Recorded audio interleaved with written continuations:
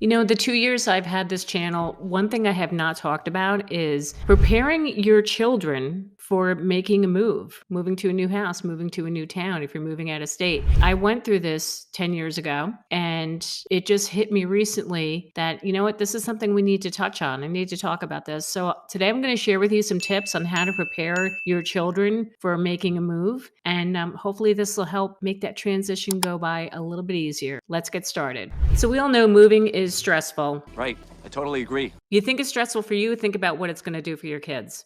Yeah, it's pretty stressful. Look, there are ways to help ease that stress and to calm their nerves and to actually make it exciting for them to be moving to a new house, a new town, new state. So let's get into those things today, what we can do to help the kids make that transition easier. Before I get started, though, I do have a shout out. It's my very first shout out I'm ever doing. Shout out to Michaela and Dylan. I just learned that Michaela and Dylan are big fans of my channel, and I just wanted to say thank you so much. Thank you for watching me and for supporting my channel. So shout out to you guys. Thanks so much. All right. So from the get-go, you want to be as honest as possible with your kids. You got to tell them the truth that you made the decision whether you have to transfer to another area for a job or you decide you need a bigger house. You got to be honest with them and let them know this is what we're doing. We are moving. It's going to be a shock to them. It's going to be upsetting at first, but there are ways to ease that. So when we were moving 10 years ago, we made the decision to move because we were just not happy with the town we were living in. The schools were changing a lot. They were not as good as they were when we first moved to the area. Do you know what? While they're still young enough, we decided it was a good time to make a move and get out of the area. So when we told our kids what we were doing, they weren't happy about it, but then again, they weren't opposed to it. Okay. So at the time, my oldest was 12 years old. He was in middle school. Really? Yeah, that was a pretty hard time to make a move, but he was not opposed to it. He was not happy at the school he was at. And my two younger ones were 8 and 6 years old at the time. So it didn't really hit them as much when we first broke that news to them. They were like, oh, okay, we're moving. They were upset, but it really didn't hit them until we physically moved. And I'll get into that a little bit later, how we handled that. So the first thing we did and what I recommend is you get them involved in the process. Okay. Get them involved in the process of looking for a new house, looking for a good neighborhood, get them involved, drive them around. Like we knew what town we were focusing on. And we just brought the kids with us when we were out house hunting and we drove through different neighborhoods and just giving them ideas of what the neighborhoods looked like. And it actually got them acclimated to the town. And the more we went there, the more they really liked it. And when it came time where we actually found the house we wanted to buy, it was that much easier because they did like the neighborhood. The location of it was great because it was close to the elementary school where my two younger ones would be attending. And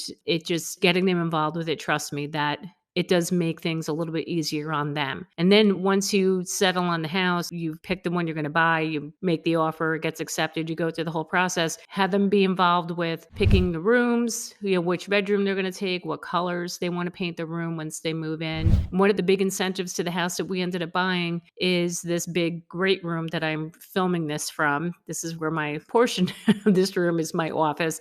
The rest of it is like this big great room back here. It's been awesome because this has become the kids' hangout when their friends come over. This is where they come and hang out and socialize, watch TV. So they really appreciated this part of the house, and that's what they got really excited about. The next thing we had to do is show them the schools that they were going to be attending. My oldest is going to be attending middle school. Like I said, the two younger ones were going to an elementary school. So what I ended up doing is I brought them physically to the schools to see the buildings, to meet the principals, to tour the buildings just to get a feel for what they were like. Now, mind you, this is over the summer, so school wasn't in session, so they weren't able to see any classrooms like, in session, live and in person. They weren't able to see that in action, but it helped them going in the first day of school that there was a familiar face there, and it really helped them a lot. Now, before you make the actual move, I highly recommend you go and have your kids see all their friends before they leave. So whether you have like a big event at your home and invite all the kids' friends, or you do it over a couple of days, have scheduled play dates, it's important that they have time to spend with their friends before they move. They need to have some closure. They need to say goodbye. And as hard as that is, they still need to do it. All right. It's going to make them feel better about like, okay, I was able to say goodbye to my friend. Goodbye. And I mean, there was a couple of people my kids didn't get to say goodbye to, and they were really not happy about that. So I highly recommend that you do that. Believe it or not, as emotional as it is, it does help ease that transition. Now, another really, really important thing is they're going to be emotional. The night before we moved, my one son, who was 8 at the time, was a wreck. The poor kid was so upset. He was scared, he was nervous, he was sad, he was leaving his friends. And I myself and my husband too, we were both like, we were devastated for him. We were so upset for him. Of course, we didn't want to let him see that we were upset, but he was so emotional. And what I recommend is just, you got to be there for them. And look, it's stressful. You're at your wit's end. You have to deal with packing up the house, moving the house, and then dealing with the closing. All these things are going on. And then you have your kids who are totally emotional. Just take a step back, take a deep breath, and have patience and just love on them. It's kind of hard to do when you're having all this stress on you, but just be there for them and hear them out. Because look, they're allowed to feel it. They're allowed to feel that way. It's a scary thing, and let them feel it. So we moved into the house about a week before school started.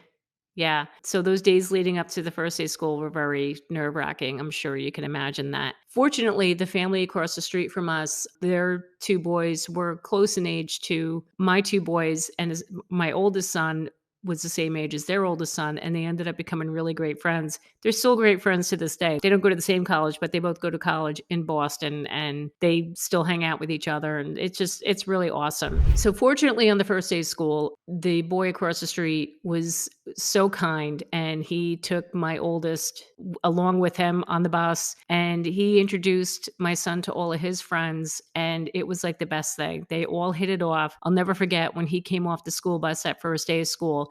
Now, mind you, middle school, okay? He was in 7th grade.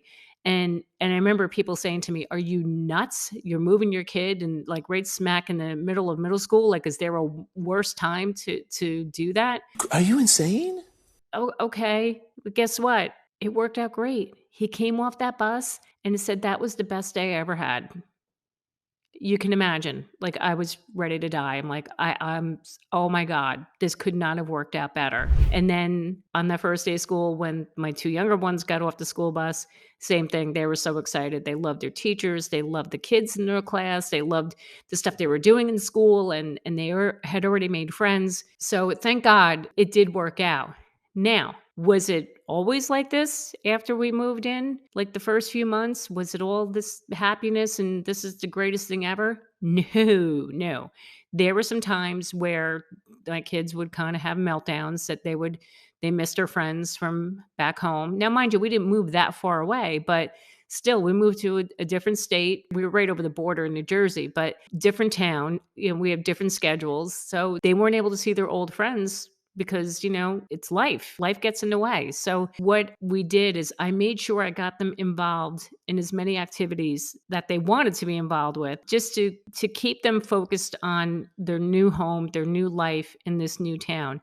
So both my boys were involved with Scouts, my oldest in Boy Scouts, my youngest in Cub Scouts. So I was able to get them into the scouting programs in our town. My daughter, I was able to get her into Girl Scouts.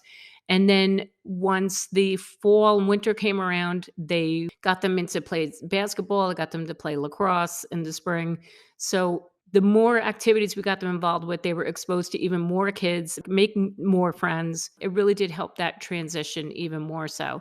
And it even helped my husband and I because we were brand new. We didn't know anybody in this town. And it helped us make some really good friends that we're pretty tight with to this day, 10 years later. My advice is get involved with as much as you can. As soon as you move in, as soon as the kids start school, get them out there, get them involved. And trust me, it goes a long way. And this way they'll have all different groups of friends, not just friends from school, but friends from their sports and scouts and whatever activities that they do. So that's super important. That's my tips for today about helping your children prepare for moving. I hope you guys found this helpful and it helps ease the transition for your family when you're making a move. By the way, if you like this video today, you know what I'm going to tell you. You got to go look at this one too. So Thank you so much for watching me today. I am Jackie Baker with Coldwell Banker Realty, and I will see you next time.